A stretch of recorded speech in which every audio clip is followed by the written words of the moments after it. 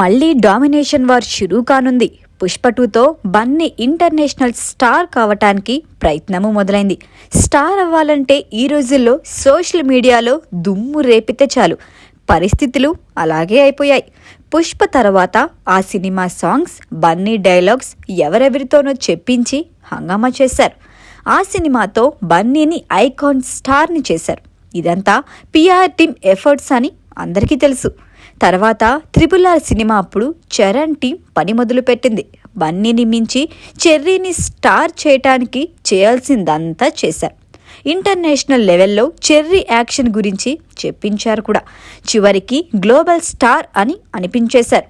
దీంతో RRR తర్వాత చరణ్ బన్నీని మించిపోయాడు అనే టాక్ వచ్చేసింది.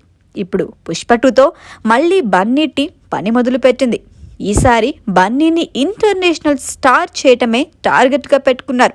RRR తర్వాత చరణ్ తెచ్చుకున్న ఇమేజ్ను మించి ఇప్పుడు బన్నీ ఇమేజ్ను పెంచటమే టీం పనిగా ఉంటుందంటున్నారు. ఇటు చరణ్ సినిమా ఇప్పట్లో రిలీజ్ ఏది లేకపోవడంతో బన్నీ టీం పని ఈజీ అవ్వచ్చు అని అనుకుంటున్నారు.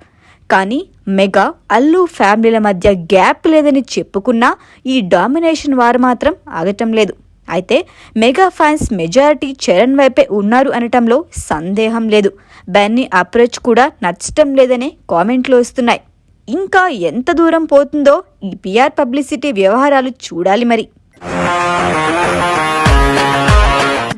ఈ వీడియో మీకు నచ్చినట్లయితే లైక్ చేయండి, షేర్ చేయండి, ఛానల్ని సబ్స్క్రైబ్ చేసుకోండి.